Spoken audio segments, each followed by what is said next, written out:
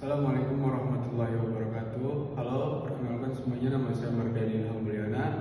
Saya mahasiswa dari kampus Universitas Islam Safiyah dari Fakultas Ekonomi Prodi Manajemen dengan NIM 1320240028. Di sini saya akan menjelaskan materi dari mata kuliah sumber daya insani, yaitu materi perencanaan karir. Materi perencanaan karir dari pengertian perencanaan adalah sebuah proses untuk mendefinisikan tujuan atau sebuah organisasi untuk membuat strategi untuk mencapai tujuan dan mengembangkan aktivitas kerja atau dalam sebuah organisasi manajemen, karena tanpa perencanaan semuanya tidak akan berjalan.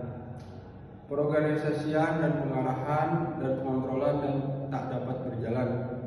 Karir adalah sebuah jabatan atau pekerjaan yang pernah dijabat oleh seseorang dalam perusahaan. Lalu di sini ada konsep-konsep dasar perencanaan karir. Karir merupakan sebuah posisi kerja jabatan selama yang dikerjakan oleh seseorang. Lalu di sini ada jenjang karir. Jenjang karir adalah merupakan sebuah model posisi pekerjaan yang berurutan yang membentuk karir seseorang. Lalu di sini juga ada jalur karir. Jalur karir itu adalah pola pekerjaan yang membentuk karir seseorang. Dan ada juga tujuan karir. Tujuan karir merupakan posisi mendatang yang sudah diupayakan oleh seseorang sebagai bagian karirnya untuk tujuan sebagai acuan atau tolak ukur dalam sepanjang karirnya. Lalu di sini juga ada pengembangan karir. Pengembangan karir terdiri dari peningkatan pribadi atau kualitas diri sendiri. Lalu di sini ada prosedur penyusunan pola karir. Yang dimana di sini ada analisis diri karyawan. Sebelum selanjutnya ada jabatan kebutuhan instansi. Lalu di sini juga ada penetapan dan rencana dan pengembangan kompetensi implementasi, yang terakhir penilaian dan evaluasi. Lalu di sini juga banyak faktor yang mempengaruhi pilihan karir.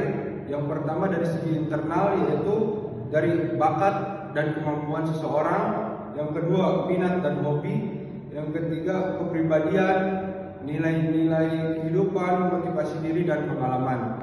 Lalu ada juga dari segi eksternal, dari segi keluarga, lingkungan, pasar kerja, pendidikan, lingkungan kerja, lalu masih banyak lainnya.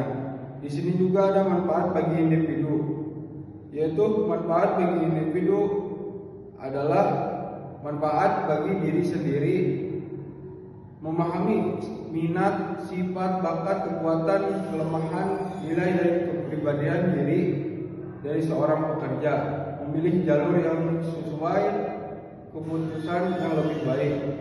Lalu di sini ada juga motivasi dan kepuasan kerja. Bekerja di jalur sesuai meningkatkan komitmen dan motivasi keputusan pribadi dalam pekerjaan. Lalu di sini juga ada pengembangan diri dan yang terarah, memperjelas kebutuhan akan keterampilan atau pendidikan tambahan, mendorong mengembangkan diri yang lebih fokus. Lalu di sini juga ada manfaat bagi perusahaan. Manfaat bagi perusahaan, perencanaan karir menurunkan tingkat turnover karyawan. Karyawan yang merasa karirnya diperhatikan cenderung lebih loyal dan lebih baik dalam bekerja. Lalu di sini juga ada meningkatkan kinerja karyawan.